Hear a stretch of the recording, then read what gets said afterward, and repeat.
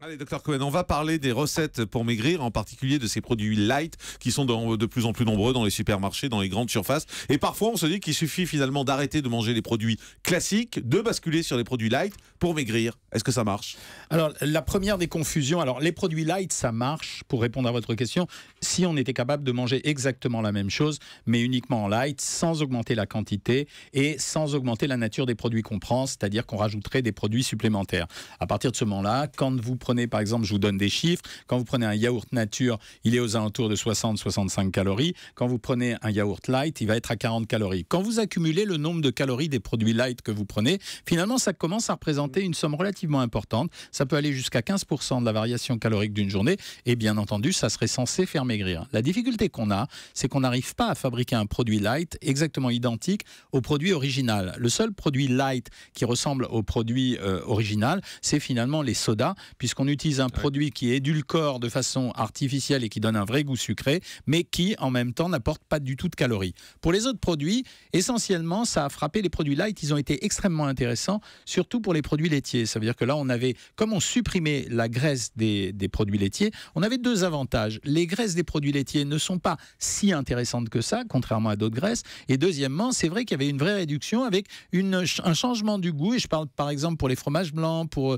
les yaourts, même pour le lait écrémé, avec un goût qui n'était pas si différent et qui permettait de remplacer le produit. La difficulté, c'est est-ce que ces gens qui ont pris des yaourts light, ils n'avaient pas besoin d'en prendre un deuxième plutôt parce qu'ils n'avaient pas leur contentement en valeur calorique. C'est ça. Donc ça se joue sur une affaire de volonté. Après, de ce produit qui était assez basique, on a décliné tout un tas de produits. Alors on est passé sur les fromages light puisque c'était facile, puisqu'on avait du lait. Alors voilà. Alors simplement, pour arriver à avoir de la tenue à ce produit, c'est-à-dire on était obligé de rajouter des épaississants. Ouais. Ça veut dire les produits dont les gens se méfient à l'heure actuelle parce qu'il y a des E bidules n'importe où. Je rappelle que les E bidules, c'est des appellations simplifiées pour des noms très compliqués. Donc on rajoutait des épaississants et ça permettait de donner une consistance un peu caoutchouteuse. Je pense par exemple au camembert light, mais qui donne pas cette notion de goût. Alors vous savez que dans la nourriture et dans l'effet de rassasiement, il y a ce qu'on appelle le rassasiement psychologique. Ça veut dire je suis pas rassasié de la même façon quand j'ai mangé un bon truc plutôt qu'un mauvais truc. Et de là, on est parti vers des produits light qui sont ce que j'appelle les faux produits light. Je pense par exemple au plat allégé. Comment on allège un plat?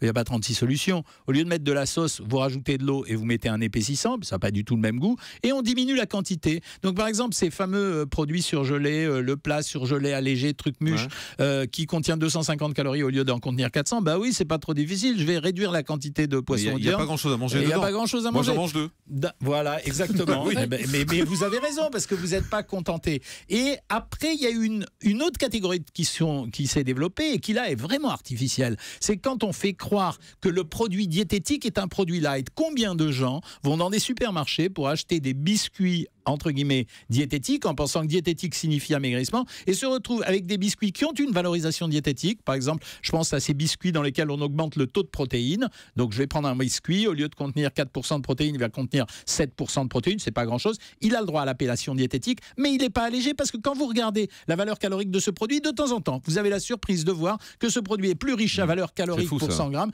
qu'un produit qui était naturel. Je pense par exemple à ces barquettes avec de la confiture ou à ces gaufrettes, etc., qui sont en fait plus riches dans la version diététique que dans la version naturelle. Docteur Kazak. Justement, Jean-Michel, sur les appellations entre light et allégé, parce qu'on voit des appellations différentes, c'est la même chose, c'est pas la même chose, qu'est-ce qu'il faut regarder? Vous avez raison de poser la question parce que l'allègement, le terme allégé, c'est un terme qui est réglementé. Ça veut dire que pour avoir l'appellation allégé, il faut avoir minimum 30% de réduction par rapport au produit original. Et à un moment donné, le produit light, ça a été une façon de tricher parce que light ne signifiant rien. Il y avait plein de gens qui utilisaient le produit light, mais heureusement, la réglementation a changé et light, il faut alléger de minimum 30%. Par contre, quand vous avez réduit vous n'êtes pas obligé d'atteindre les 30%, vous pouvez atteindre les 15% seulement.